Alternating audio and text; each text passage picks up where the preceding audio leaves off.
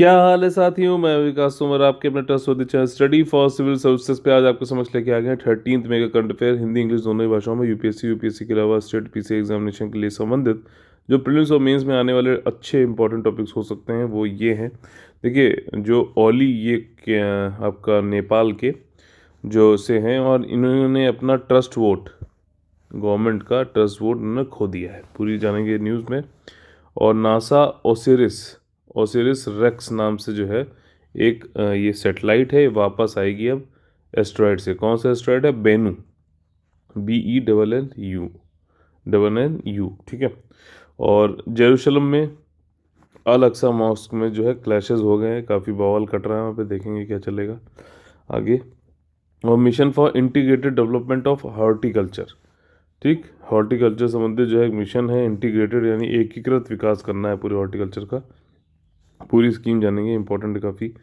और इसमें अगला जो है कनेक्टेड कॉमर्स, ये एक नई रिपोर्ट आई है, डिजिटल रूप से समावेशी भारत के लिए रोड मैप बनाने में सहायक संबंधी रिपोर्ट, ठीक, इसके बारे में भी पूरी जानकारी लेंगे।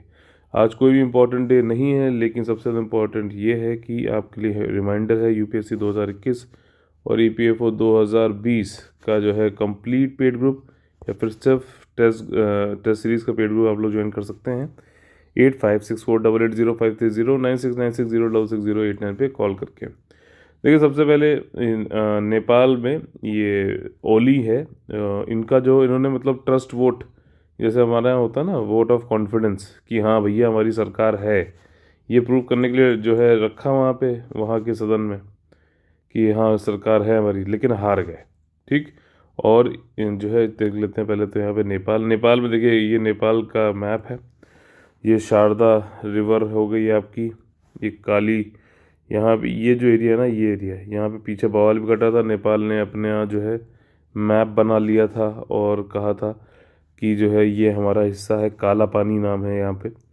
एक्चुअली हुआ क्या था कि यहाँ से लेकर यहाँ तक लिपू लेक काला पानी तक इंडिया ने लेक सरोवर जाने के लिए जो है हमारी मानसरोवर जो है ये लेक मानसरोवर जाने के लिए जो है कुछ यात्रा वात्रा हमारे जो करते हैं, तो यहाँ से यहाँ तक जो है इंडिया ने एक वो बनाई थी रोड। तो जब ये रोड के लिए बोला इंडिया ने तो नेपाल को बड़ी जो है मिर्ची हो गई।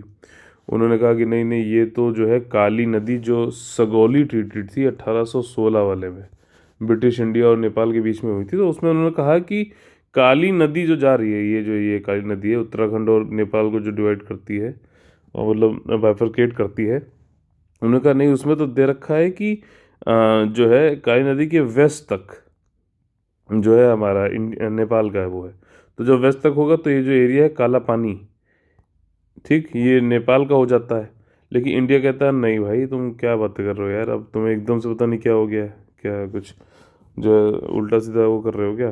तो उन्होंने कहा नहीं ऐसा नहीं है, काली नदी के पूर्वी तक होगा, तो उस केस में क्या है कि इंडिया के पास काला पानी आती है। हालांकि हुआ फिर आखिरी में ये कि नेपाल ने कॉन्स्टिट्यूशन में अमेंडमेंट करते हुए और वो नया मैप निकाला और उसमें लिपू लेक पास और जो है काला पानी और एक और जगह जो है वो उन्होंने दिखाया कि उनके यहाँ पे है। उसके बाद से भारत और जो नेपाल के जो रिश्ते थे वो थोड़े से स्ट्रेंड हो गए, ठीक। तो ये सारी कहानी वो थी जो आगे थी, मैंने यहाँ पे इसलिए समझा दी इसको। देखिए घाघरा नदी है, ये आपकी बहराइच से होते हुए जाती है यूपी में, शारदा नदी लखीमपुर खीरी से, ये गंडक रिवर है जो आपकी नेपाल से आ रही है, ये आपकी सन कोसी कोसी रिवर के नाम से आएगी, अरुण ये जुड़ती है यहाँ पर, ठीक है। और ये लेक मानसरोवर या ब्रह्मपुत्रा भी यहीं से चालू होती है और आपकी सतलज भी यहीं से जाती है, ठीक, ब्रह्मपुत्रा हो गई है। तो ये वाला जो है छोटा सा मैप था और आपका ये देखिए सिक्किम से यहाँ पे जुड़ा हुआ है ये, और ये बाकी तिब्बत तो है ही है, ठीक। माउंट एवरेस्ट देखो यहाँ पर है, ध्यान रखना, काठमांडू यहाँ पे है। अगला देखिए, अब देखिए इसमें ये है कि क्या हुआ, अब पूरी कहानी समझ लेते हैं। पिछले साल जो है ये केपी ओली, ये यहाँ का प्राइम मिनिस्टर था नेपाल का, ठीक। केपी ओली की सरकार थी नेपाल में। पिछले साल क्या हुआ कि जो है अभी तो ये दिक्कत, ये कहा जा रहा था कि भैया इंडिया से वैक्सीन इसने आने में देरी कराई काफ़ी कोविड की, और उसकी वजह से जो है काफ़ी ज़्यादा जो है वो हुआ है वहाँ पे, जो है लोग जो है ज़्यादा मरने लग गए, ज़्यादा जो है कोविड पॉजिटिव लोग आने लग गए। तो इस और करप्शन बहुत ज़्यादा और स्कैंडल बहुत ज़्यादा हो गया, तो इसलिए इमीडिएट तो कॉज ये था कि केपी ओली जो है अपना ट्रस्ट वोट ऑफ कॉन्फिडेंस के लिए इन्होंने अपने वहाँ के संसद में रखा था, लेकिन वहाँ पे वो हार गए, इनको मेजोरिटी ऑफ वोट नहीं मिले। ठीक। एक्चुअली ओली जो है अभी तो ये मेन कॉज जो अभी इमीडिएट कॉज था वो तो मैंने बता दिया, कोविड वाला है। ओली के खुद की जो गवर्नमेंट की जो जो मतलब गवर्नमेंट जो बना रखी थी नेपाल की, उसमें से कई लोग हैं, प्रचंडा हो गए, ठीक, और एक देबुआ करके हैं, ये सब लोग खुद ही जो है इसके खिलाफ हो गए थे, ओली के खिलाफ। और इस चक्कर में क्या हुआ कि इन्होंने बहुत अपनी होशियारी दिखाते हुए दिसंबर में अपनी गवर्नमेंट खुद ही कह दी थी कि चलो हम अपनी गवर्नमेंट खुद ही वो कर रहे हैं, हम इलेक्शन करवाएंगे। ठीक। तो ये चीज़ हुई थी, जैसे होता ना खुद से जो है डिसॉल्व कर देना, जैसे लोकसभा डिसॉल्व कर देते, तो वैसे कर दिया था केपी ओली ने। उसके बाद क्या हुआ था कि ये चीज़ कह भी दी थी प्रेसिडेंट जो वहाँ के हैं, नेपाल के प्रेसिडेंट विद्या देवी भंडारी, उन्होंने कह भी दिया था ठीक है अप्रैल और मई में जो है इलेक्शन होंगे फिर से। ठीक। लेकिन बीच में क्या हो गया कि वहाँ का सुप्रीम कोर्ट आ गया और उसने फिर से जो है बिना इलेक्शन के फिर से वाली जो केपी ओली वाली सरकार है, फिर से ये फिर से लगा दी, जो डिसॉल्व कर दी थी इसने सुप्रीम कोर्ट ने। ठीक है। और उसके बाद क्या हुआ कि अब इन्होंने फिर से ये किया था कि वोट ऑफ कॉन्फिडेंस, कि हाँ हमारे पास नंबर है, हम सरकार बनाते हैं, वो लेके आए, लेकिन अभी कोविड-19 सबके चलते हुए ये वोट ऑफ कॉन्फिडेंस हार गए, ये वाली सारी चीज़ें है। और जब ये हार जाएंगे तो फिर उसके बाद क्या होगा कि प्रेसिडेंट जो है फिर से जो यहाँ की पार्लियामेंट है नेपाल की, उसको प्रोरोग कर देंगे। प्रोरोग प्रेसिडेंट करता है, स्पीकर एडजर्न करता है, ध्यान रखना। प्रोरोग में क्या हो गया कि अब जो है ये जो इनकी सिटिंग है वो ख़त्म कर दी, बंद कर दी है। ठीक। अब अगला सेशन होगा। ठीक। तो ये सब पूरी चीज़ यहाँ पे थी, कई महीनों से ये चीज़ चल रही थी, अभी फाइनली चले गए। 271 में खाली 93 वोट मिले, 124 जो है अपोजिट वालों को मिल गए। और इसमें देखिए यहाँ पे यही चीज़ बताइए, सुप्रीम कोर्ट ने फिर से वो बना दी थी। और इनकी जो पार्टी है communist party of Nepal, actually ये ओली जो है ये थोड़ा चाइना का प्रो है, कम्युनिस्ट पार्टी वाला है, साम्यवादी पार्टी का है और चाइना के प्रो है। ठीक है। इसके अलावा communist party of Nepal Maoist centre जो है, प्रचंडा वाले जो है, इन्होंने भी अपना सपोर्ट खींच लिया था इनसे। वहाँ पे जो है एक लीडर और हैं, शेर बहादुर देबुआ, नेपाली कांग्रेस के, उन्होंने भी अपना जो है वो खींच लिया था इनसे समर्थन। और अभी कोविड के चक्कर में काफ़ी इनको उल्टा सीधा, जो इनको काफ़ी इमीडिएट कॉज था इनसे वापस समर्थन लेने का, और केसेस काफ़ी बढ़ रहे हैं। नेपाल इंडिया के देखिए बहुत अच्छे वो रहे हैं संबंध, अभी भी बहुत अच्छे हैं, लेकिन फिर भी कुछ चीज़ें हैं जो खटर पटर कर रही है, उसमें चाइना का बहुत बड़ा रोल है। Indo Nepal treaty of peace and friendship 1950 में हुई, और साथ ही साथ कुछ गुप्त लेटर भी थे जिसमें ये बताया गया था कि सुरक्षा के से संबंधित क्या चीज़ें हम लोग करेंगे आपस में एक दूसरे से संबंधित, नेपाल और भारत।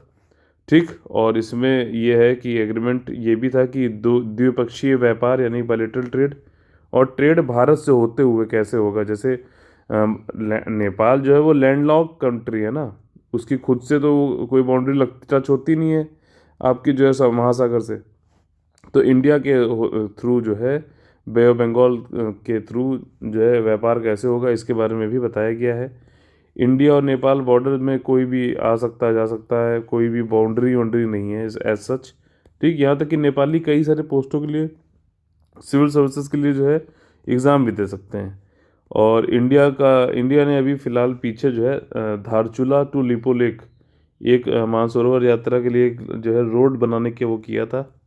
इससे ओली जी को बड़ी बेचती हो गई थी, और उसके बाद उन्होंने फालतू फालतू की बातें करी थी जो मैंने पहले बताया अभी आपको। ठीक। ये देखिए धारचूला से ये था काला पानी, लिपुलेक माउंटेन पास है। ठीक। लिपुलेक माउंटेन पास ये याद रहेगा ना अब, ये जो है आपका नेपाल और उत्तराखंड के बीच में बाउंड्री बनाता है। ठीक। और सगोली ट्रीटी में कहा गया था वही सारी चीज़ें मैंने आपको पहले बताई थी। कॉन्स्टिट्यूशन में फिर उन्होंने अमेंडमेंट कर दिया, अपने ये होशियारी दिखा दी थी कि काला पानी, लिपुलेक और लिम्पिया धुरा, ये 3 जगह इनके अंदर में है लोकल, मतलब नेपाल में, ये इन्होंने इसमें बताया था। उसके बाद से कम्युनिकेशन दोनों इंडिया जो और नेपाल के बीच में टूट गया था। और ये यहाँ पे टॉपिक खत्म होता है, और हमारे जो फेवरेट जो हमारे लोग हैं जिनकी वजह से मुझे मोटिवेशन मिलती है रोज़ सुबह अच्छे से अच्छा आप लोग के लिए करने के लिए, वो है रुचि पांडे जी वंस अगेन। शुभम राज जी ने एक बहुत अच्छी चीज़ यहाँ पे बताई, चेतक का यार कल जिक्र ही नहीं हुआ यार। मतलब महाराणा प्रताप जी से संबंधित बात हुई और चेतक का जिक्र नहीं हुआ, तो उन्होंने एक चीज़ लिखी थी, मिस हो गई थी। Thank you Shubham Raj ji. Imran Abbas as usual अच्छा परफॉर्मेंस करते हुए, निहारिका द्विवेदी जी, अर्पित शर्मा जी, ये सब फिर से बहुत अच्छा परफॉर्मेंस कर रहे हैं। जय चतुर्वेदी जी, ये एक्चुअली उन्होंने वैसे तो आंसर तो नहीं दिए, लेकिन उन्होंने मेरा जो है दिल काफ़ी गार्डन गार्डन कर दिया, काफ़ी प्रोत्साहित किया है, तो इसलिए मैंने इनको यहाँ पे जगह दी है। Shout out to all you guys, ऐसे ही जो है कमेंट करते रहिए, अच्छा लगता है काफ़ी। और लगातार मन करता रहता है कि सुबह 6 बजे बस आप लोग के लिए निरंतर, जैसे मैंने किया है 10 दिसंबर से मैंने चालू किया था, एक भी दिन नागा नहीं हुआ है, रोज़ सुबह 6 बजे आप लोग को ये मिलता है करंट अफेयर। अगला जो हमारा टॉपिक है वो है स्पेस टेक्नोलॉजी से। अभी क्या हुआ है समझिए, नासा का ओसिरी ओसिरिस रेक्स, ठीक, एक ये सेटेलाइट है, ठीक, ये क्षुद्र ग्रह यानी कि एस्ट्रॉइड से वापस लौट रहा है अब अर्थ पर, ठीक। ओसिरिस रेक्स किसका है? नासा का है। आप समझिएगा इसका full form, origins spectral interpretation resource identification security regolith explorer, ठीक। अब रेगुलित क्या होता है? जब मान लीजिए कोई चट्टान है तो उसके ऊपर जो टूटे फूटे जो वो पत्थर पड़े होते हैं ना, उनको रेगुलित बोलते हैं, ठीक, सिंपल सी लैंग्वेज में। बाकी सब आपको चाहिए पता है इसमें। तो ये है एस्ट्रॉयड कौन से पे गया था? बेनू पे। 2 साल से, देखिए 2016 से चला, ये 2018 में उसके साथ साथ जो है नाचता रहा, 2020 में उस पर थोड़ी देर के लिए उतर के सैंपल वाले रॉक वॉक उठा लिए, और 2023 तक ये वापस आ जाएगा, ठीक, सैंपल लेकर। अब इसको इस पर क्यों जा रहे हैं ये समझ लेते हैं कॉन्सेप्ट पूरा यहाँ पर, कि देखिए जो एस्टेरॉयड है, ठीक, ये एक माइनर प्लैनेट की तरह बोला जाते हैं, ठीक। और इसमें ये कहा गया है कि जब पूरा ब्रह्मा ये सोलर सिस्टम हमारा बना था 4.6 बिलियन ईयर्स अगो, तब जो है ये भी बने थे, एस्टेरॉयड भी बने थे, क्षुद्र ग्रह भी बने थे। और इनके केमिकल कंपोजिशन में ध्यान रखना, ध्यान सुनना, केमिकल कंपोजिशन में ज़्यादा फर्क आया नहीं है। और जब ज़्यादा फर्क आया नहीं है तो सोलर सिस्टम में किस तरह कैसे क्यों जो है क्या कंपोजिशन के साथ में हमारी उत्पत्ति हुई थी प्लैनेट्स की, इन सबको जानने में बहुत ज़्यादा हेल्प मिल सकती है। तो वहाँ से सैंपल लेके आएंगे तो हमें इसमें हेल्प मिलेगी, ठीक। तो एक तो ये मेन रीज़न है कि उत्पत्ति कैसे हुई इसके बारे में जानने के लिए। और दूसरी चीज़ है ये एस्टेरॉयड और क्षुद्र ग्रह की जो है हम लोग क्यों इनके बारे में जानना चाहते हैं, क्यों। एक चीज़ ये भी हम लोग देखते हैं कि यार ये अपने जो इसका ऑर्बिट है सन के आसपास जो है घूमने का, क्या ये उससे जो है ऐसा तो नहीं डाइवर्ट हो रहा है, ठीक, अंदर की तरफ तो नहीं आ रहा है या फिर बाहर की तरफ तो नहीं आ रहा है, ताकि नियर फ्यूचर में या फिर फ्यूचर में कभी भी ऐसा तो नहीं है अर्थ से आके जो है टकरा जाए। तो ये इसलिए भी हम क्षुद्र ग्रह का जो है एस्टेरॉइड्स को जो है ट्रैक करते रहते हैं। तो ये दो मेन रीज़न है, बाकी एक और रीज़न है अभी इसको यहाँ पे देखेंगे, ठीक। तो नासा का ये था, और सरफेस पे जो सैंपल लेके आएगा, पूरी कहानी कब से कब हुआ ये बता दिया मैंने। सैंपल में डस्ट और पेबल्स, छोटे छोटे पत्थर होते हैं, वो लेके आएगा ये, ठीक। और प्रॉक्सिम क्यों बेनू को ही क्यों चुना गया? क्योंकि ये बहुत ही करीब है, अर्थ के बहुत ही करीब है, सिर्फ 4.5 लाख किलोमीटर पास में आ जाता है ये हर 6 साल में, तो इसलिए किया गया है। और ये है भी, साइज़ भी काफ़ी छोटा है, 492 किलोमीटर ही इसका वो है। कनाडा ने भी इनकी मदद करी है, ओसिरिस रेक्स लेज़र अल्टीमीटर, ठीक, इसके थ्रू जो है 30 मैप बनाने में आसानी हुई है। 2016, 18, 2020, 23 ये पहले बता दिया उन्हें। साइंटिस्ट जो हैं वो काफ़ी इंटरेस्टेड है कि ओरिजिन कैसे हुआ सन का, अर्थ का, ये सारी चीज़ें हैं, ठीक। एस्ट्रॉयड बेनू ही क्यों, ठीक, रॉकी ऑब्जेक्ट होता है, और जो है ये सेम। और नासा जो है वो माइनर प्लैनेट्स करीबन एस्ट्रॉयड कितने 9,94,383 जो एस्ट्रॉयड हैं उनको ट्रैक करता है, या फिर उनको उनके बारे में जानना चाहता है, जो कि वहीं 4.6 बिलियन ईयर्स पहले हुए थे। बाकी यहाँ पे एस्ट्रॉयड के बारे में बता रखा है, बेनू के बारे में कितना बड़ा है क्या है, और सन और एस्ट्रॉयड का फॉर्म हुए, कैसे उत्पत्ति हुई, ये सारी चीज़ें इसमें है, ठीक। हैज़ार्डस, पोटेंशियली हैज़ार्डस एस्ट्रॉयड, मतलब उनको ट्रैक करना भी जरूरी है, ऐसा तो नहीं आके जो है अर्थ में टकराने वाले हैं, ठीक। एंशियंट एस्ट्रॉयड जो होते हैं इनका कंपोजिशन की वजह से हम कैसे उत्पत्ति हुई है सोलर सिस्टम में, ये भी जान सकते हैं, ठीक है, फॉर्मेशन कैसे हुआ है। तो ये पूरी चीज़ थी यहाँ पर। ठीक, तो ये यहाँ पे ख़त्म होता है। अगला जो हमारा टॉपिक है वो है क्लैशेस एट यरूशलेम अल अक्सा। ठीक, अब देखो पहले संदर्भ समझ लेते हैं, फिर पूरी चीज एक एक चीज़ यहाँ बताऊंगा, सारी चीज़ें आपको जो है याद हो जाएंगी। ठीक, इजरायली आर्म फोर्सेस, इसराइल के आर्म फोर्सेस जो है अल अक्सा मॉस्क में चले गए। ठीक, जो कि हरम एश शरीफ में है, जेरूसलम में। ठीक है, पूरी बात अभी बताऊंगा, चिंता ना करिए। इसराइल आर्म फोर्सेस अल अक्सा मॉस्क में चली गई, हर जो कि हरम एश शरीफ में है, जेरूसलम में। क्यों? उस क्योंकि जो है जियोनिस्ट, जियोनिस्ट यहूदी ही होते हैं वहाँ के, थोड़े उसके कट्टरवादी, उनके जियोनिस्ट नेशनलिस्ट जो थे, वो वहाँ से जो है इजराइल ने जब कैप्चर किया था ईस्टर्न हाफ ऑफ जेरूशलम है, ठीक, उसका एक ईस्टर्न हाफ है, पूर्वी हिस्सा जो है, उसको कैप्चर कर लिया था 1967 में। तो उसको जो है याद करने के उसमें जियोनिस्ट नेशनलिस्ट आने वाले थे, ठीक, यहाँ पर पूर्वी में, जेरूशलम पूर्वी में। तो यहाँ पे जो है हरम एश शरीफ है, ठीक, इसी के अंतर्गत जो है अल अक्सा मॉस्क है, जिसपे मुस्लिम्स अपना जो है क्योंकि रमज़ान अभी चल रहा है, ठीक, रमज़ान चल रहा है अभी, तो वहाँ पे जो इकट्ठा होने वाले थे, तो क्या किया कि इजरायली आर्म फोर्सेस वहाँ पहुँच गई और उन्होंने वहाँ पे घेराबंदी कर दी और कहा कि जो है अभी मतलब दिक्कत, वहाँ पे लोगों को रोका और उल्टी सीधी चीज़ें। तो क्योंकि उन्होंने कहा कि जियोनिस्ट नेशनलिस्ट आने वाले हैं। तो इस चक्कर में क्या हुआ कि ये लोग अलक्सा वालों जो थे, मुस्लिम जो थे, उनको जिनको रोका था, वो लोग गुस्सा आ गए और इसराइल में ही, जैसे आप देखोगे तो यहाँ पे एक गाज़ा स्ट्रिप है, वहाँ पे हमास नाम से एक संस्था है, ऑर्गेनाइजेशन है, जो कि इसराइल ने तो उसको टेररिस्ट बोल रखा है, हालांकि जो है हमास ये इनके लिए, फ़लस्तीनियंस के लिए काम करता है।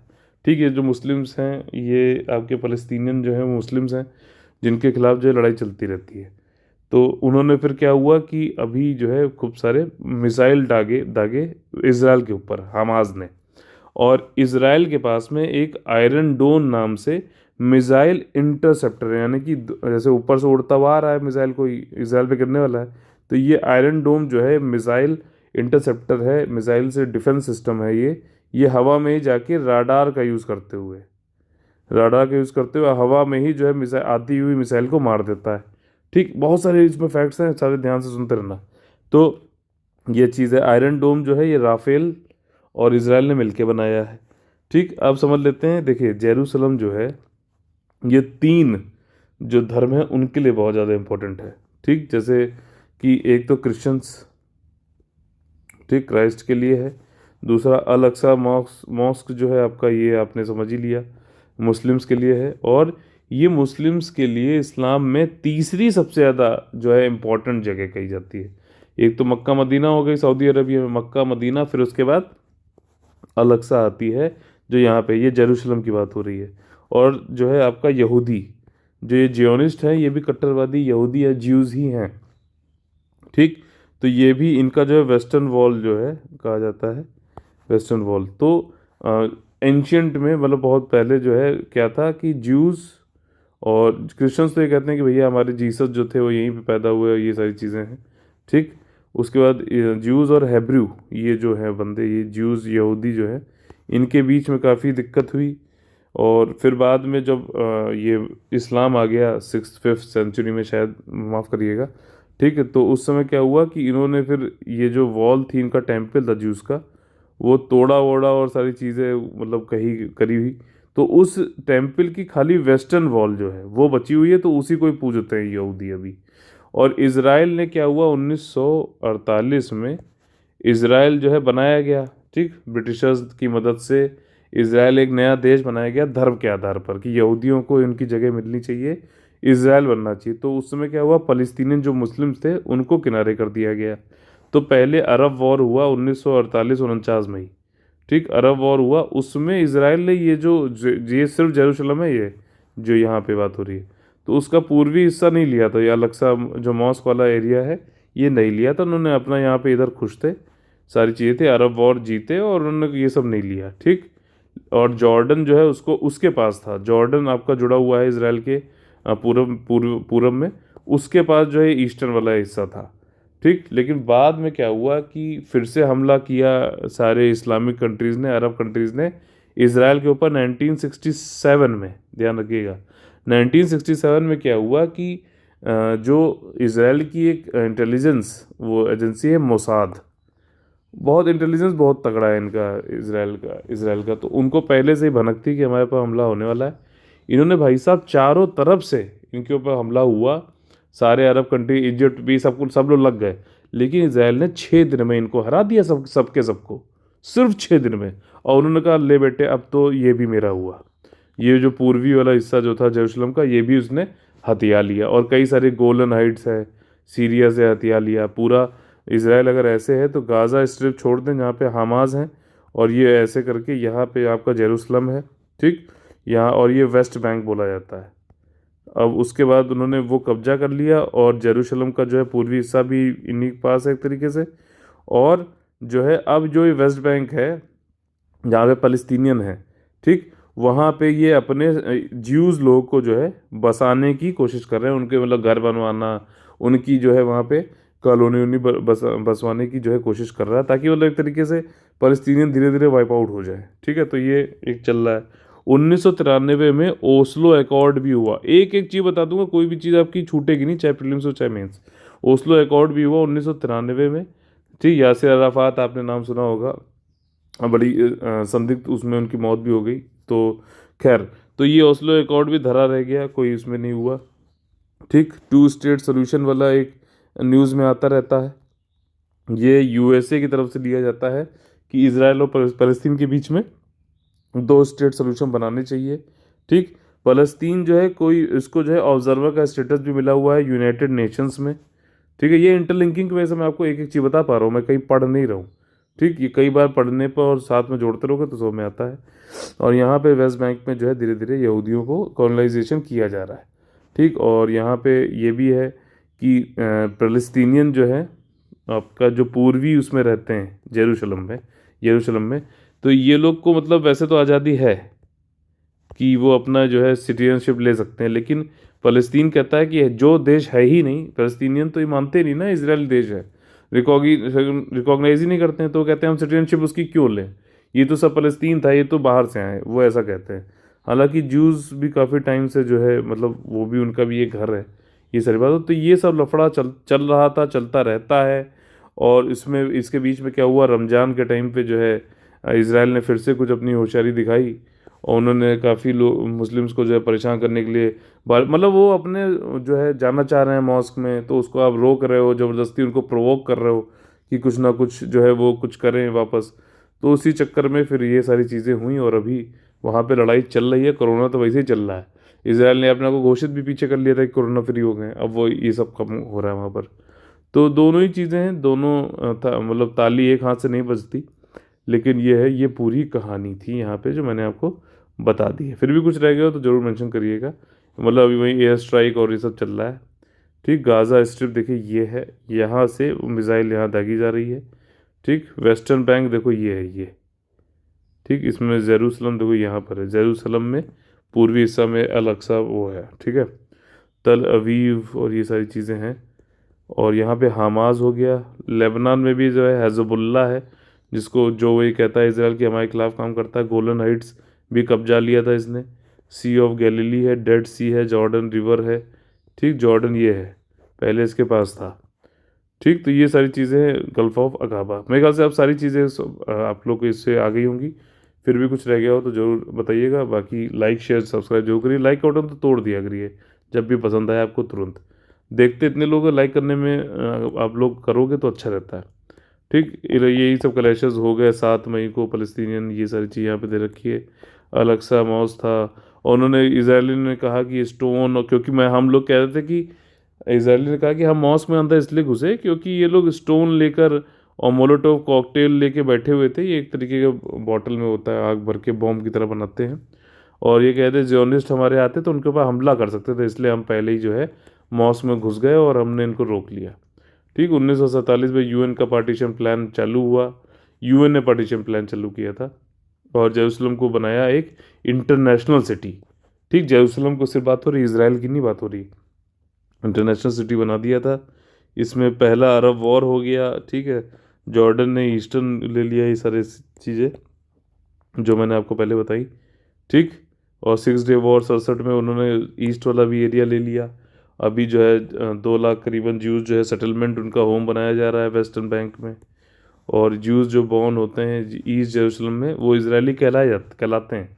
जेरूसलम जो था उसके ईस्ट में जो ज्यूज बॉर्न हो रहे हैं वो इजरायली सिटीजन है, नागरिक हैं। फिलिस्तीनियन जो है उनको जो है कंडीशनल रेसिडेंसी परमिट दिया जाता है। क्यों? एक तो वो खुद भी नहीं चाहते हैं इसराइल का जो सिटीजन बनना, उनको कहते हैं इसराइल देश ही नहीं है। और तीसरा चीज़ यह है कि जो है कई लोग तो करते भी नहीं हैं कि हम क्यों माने।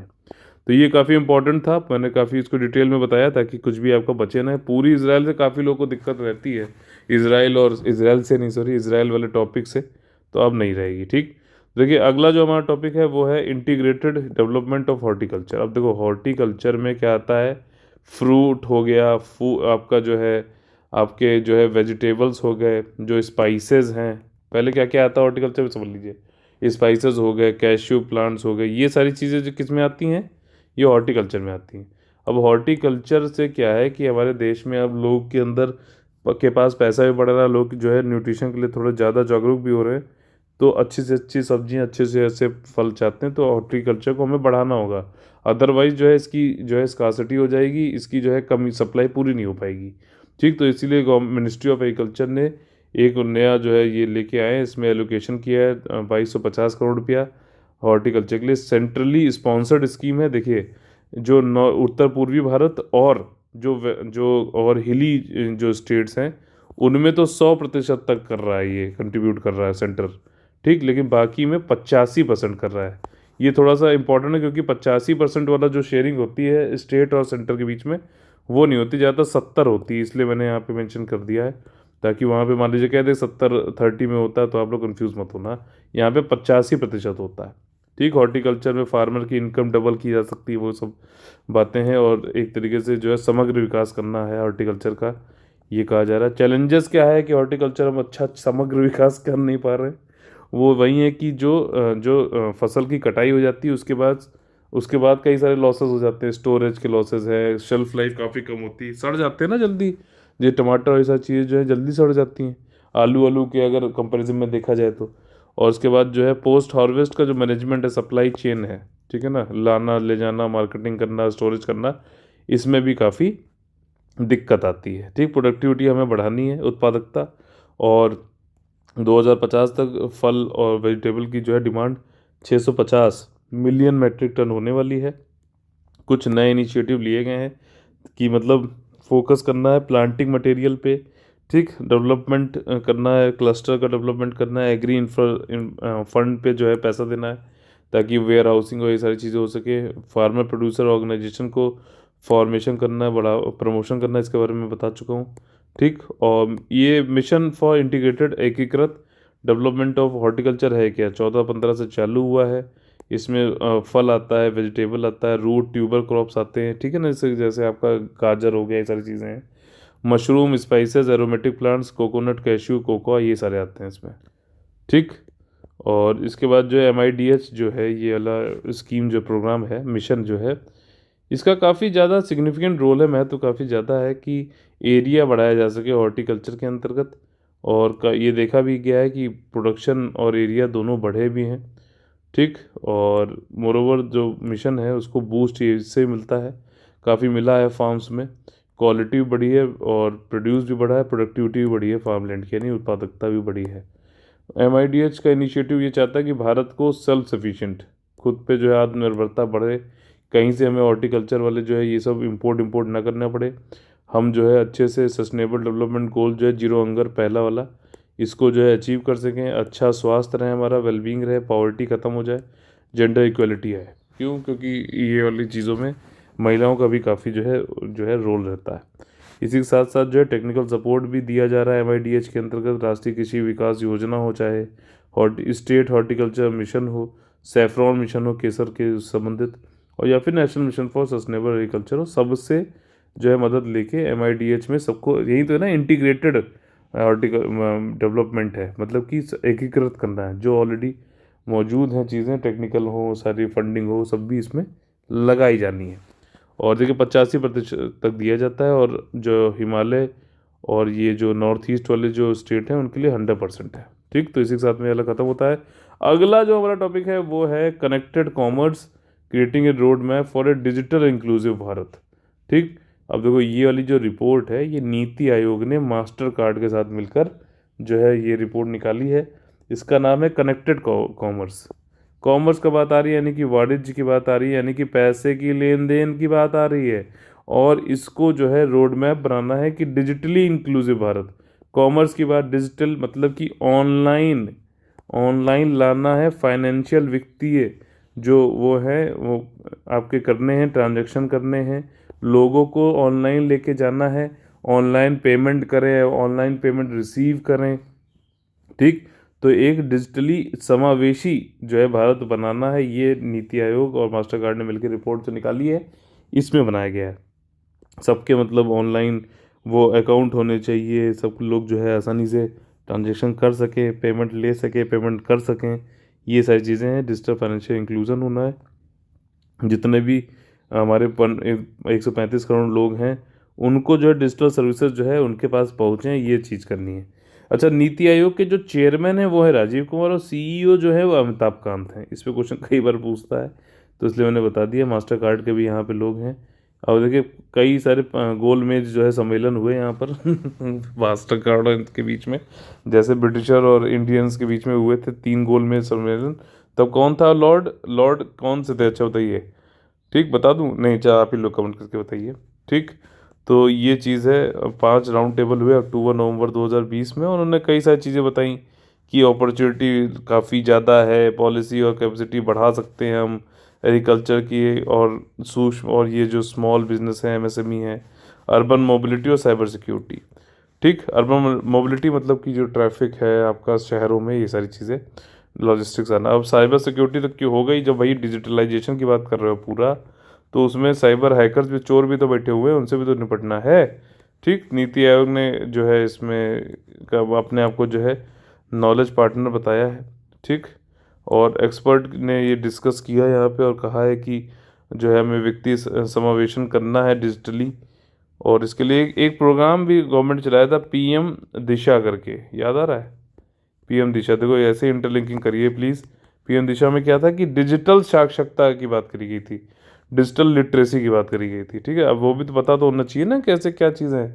नहीं तो लोग अभी क्या है कि डिजिटली लोग बेवकूफ़ बनाए थे, अरे ये ओटीपी दे दीजिए, ये दे दीजिए, पैसा निकाल लेते हैं।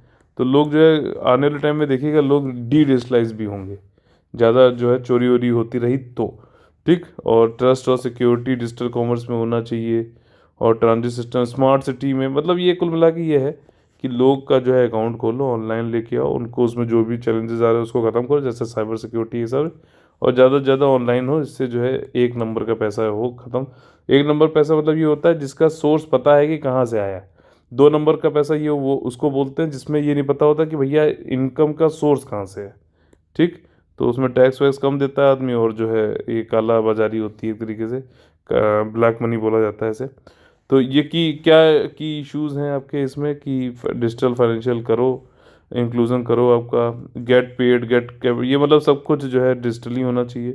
पॉलिसी बनाओ, एग्रीकल्चर सेक्टर में भी डिजिटलाइजेशन लेके आओ, लोगों का जो है डिजिटल रोड मैप बनना चाहिए, सारे नागरिकों को जो है एक्सेसिबल होना चाहिए। क्या सिफारिशें करी इन्होंने कि जितने भी नॉन बैंकिंग फाइनेंशियल कॉर्पोरेशन है और पेमेंट इंफ्रास्ट्रक्चर, इन सब के लिए होना चाहिए, लेवल प्लेइंग फील्ड होनी चाहिए, चाहे बैंक्स हो चाहे एनबीएफसी हो, सबको समानता रूप से जो डिजिटल जो है फ़ायदा मिले। वहीं सब बोल बचन वाली बातें हैं यहाँ पर।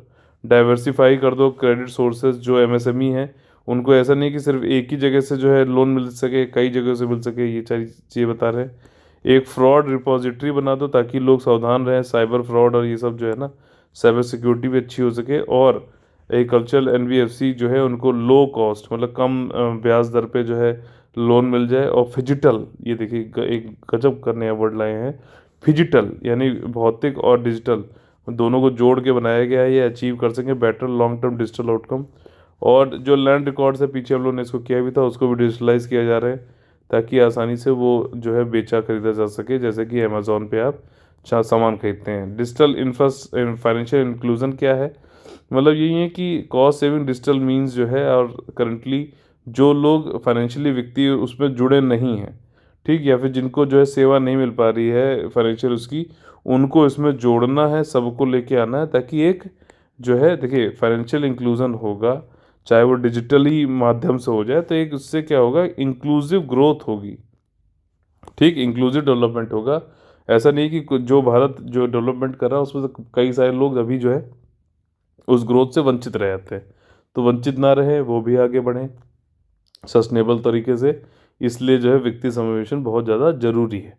ठीक, और हमारा अगला जो है सेक्शन है हमारा फेवरेट कॉमन है IAS PCS। इसमें हम लोग ये समझते हैं कि पढ़ने के बाद क्वेश्चंस को किस तरीके से एग्जाम में सॉल्व करना है। देखिए, दोस्त फॉर लाइफ मोबाइल ऐप आया, सही वाले कथन आपको चुनने हैं। इसको लॉन्च किया गया है, साइकोलॉजिकल काउंसलिंग करना है स्टूडेंट का भी और पेरेंट्स का भी। स्टूडेंट्स जो है 9 से 12वीं क्लास तक के जो हैं उनका। ठीक, बहुत अच्छा, बहुत इंपॉर्टेंट ये वो है, ये वाला स्टेटमेंट सही भी है। दोस्त फॉर लाइफ, स्टूडेंट और पेरेंट्स दोनों की काउंसलिंग करनी है, घबराओ नहीं। कई बार होता है ना कि एक बार पेरेंट टीचर मीटिंग होती है बच्चे, मतलब तो उससे बढ़िया है कि काउंसलिंग लगातार होनी चाहिए अब, क्योंकि वैसे भी देखे रहो कोविड के टाइम पे क्या हो रहा है। तो उत्तर प्रदेश ने ये लॉन्च किया है, क्या स्टेटमेंट सही है कि गलत है बताइए। ये वाला स्टेटमेंट गलत है। ठीक, ये जो नहीं होगा इसमें, ये भी नहीं होगा, तो बी आंसर हो जाएगा यहाँ पर। ठीक, क्योंकि ओनली वन तो है नहीं, तो ये चीज़ है इसमें। और ये कहा गया है कि ये प्रोवाइड करेगा सजेस्टिव कोर्स गाइडेंस, मतलब गाइडेंस मेंटल हेल्थ पे भी, और 10वीं 12वीं के बाद में जो है कैसे क्या क्या कोर्स आपको लेना चाहिए मेंटल हेल्थ पे, ये सारी भी। काउंसलिंग का मतलब यही होता है कि आपको जो भी प्रॉब्लम हो सकती है, हो रही है, या आप कोई चीज़ पूछते हो तो उसका जो है सुझाव देना है। CBSE ने ये लेके आया दोस्त for life mobile application. CBSE लेके आया है, लाइव काउंसलिंग होगी हर थ्राइस अ वीक, हर हफ्ते में 3 बार। ठीक, ट्रेन काउंसलर्स होंगे, स्टूडेंट और टीचर्स दोनों, स्टूडेंट और पेरेंट दोनों लोगों की काउंसलिंग की जाएगी। एक अच्छा इनिशिएटिव, काफ़ी अच्छा इनिशिएटिव है। ठीक, इसको सीरियसली अगर किया जाए तो काफ़ी फायदा हो सकता है। जल जीवन मिशन जो है उससे संबंधित कौन सा स्टेटमेंट गलत है बताया जाना है। और देखिए, पहला ये है कि फ्लैगशिप प्रोग्राम था, यूनियन गवर्नमेंट का अनाउंस हुआ था अगस्त 2019 में। और इसमें ये था कि टैप वाटर जो घर में टोटी टंकी वो लगी रहती है ना, उससे पानी आना है, हर रूरल ग्रामीण जो घर है उसमें जो है टैप वाटर से कनेक्शन में आना चाहिए। और ये कब तक करना है, 2030 तक। तो देखिए गलत है, 2022 तक ये करना है। ठीक, और पूछा भी क्या गया है, वो पूछा भी देखिए गलत ही पूछा गया है। ठीक, तो गलत, दूसरा वाला गलत है, तो ये हो सकता है, ये हो सकता है। ठीक, पहला स्टेटमेंट तो सही है, तो सिर्फ बी आंसर इसका हो जाएगा। पुदुचेरी ने ये कहा है कि हर घर जल, यूनियन टेरिटरी का इसने हिस्सा बन गया है। यहाँ के ग्रामीण के हर घर में अब टैप, हाउस होल्ड में जो है टैप से पानी आ रहा है। ठीक, तो इसमें सेकंड वाला हो जाएगा। और 2024 है, सॉरी 2022 नहीं, 2024 तक हर टैप से ग्रामीण के, यहाँ तक ना ग्रामीण की बात हो रही है जल जीवन मिशन में। और इससे पहले गोवा, तेलंगाना, अंडमान निकोबार और अब पुदुचेरी, इन्होंने जल जीवन मिशन के अंतर्गत जो है हर ग्रामीण क्षेत्र जो गोवम था उसमें टैप वाटर अब आने लग गया है। ठीक, पुदुचेरी ये चौथा स्टेट या फिर जो है यूनियन टेरिटरी बन गया है। स्टेट कौन कौन से इसमें बने हैं, गोवा, तेलंगाना, ठीक, अंडमान और अब पुदुचेरी हो गया है। ठीक, अच्छा बताइए, पुदुचेरी जो है आपका 4 जगह पे है। ठीक है, तो इसमें जो वेस्टर्न उस पे जो है उसका क्या नाम है। ठीक, अच्छा सारे नाम बता दिए, चलिए। तो ये वाली चीज़ है, और आज का ये सेशन खत्म होता है। काफ़ी इंपॉर्टेंट चीज़ हमने यहाँ पे करी। अगर आप लोगों को पसंद आए तो प्लीज़ लाइक का बटन तोड़िए, खूब शेयर करिए, सब्सक्राइब करिए। और आप लोग हमारे साथ अगर अगर गाइडेंस अच्छा लग रहा है, वन स्टॉप डेस्टिनेशन के जरिए कंप्लीट पेड ग्रुप ज्वाइन करके आप अपना एडमिशन ले सकते हैं, सिलेक्शन सुनिश्चित कर सकते हैं UPSC 2021 में और EPFO 2020 में। ठीक, आप लोगों को कॉल करना है 8564880530, 9696060869 पे कॉल करके आप लोग एडमिशन ले सकते हैं। तो चलिए, कल आप लोग से फिर से मुलाकात होगी सुबह 6 बजे। तब तक के लिए आप लोग से लेते हैं अलविदा। जय हिंद, जय Bharat, all the very best है, वंदे मातरम।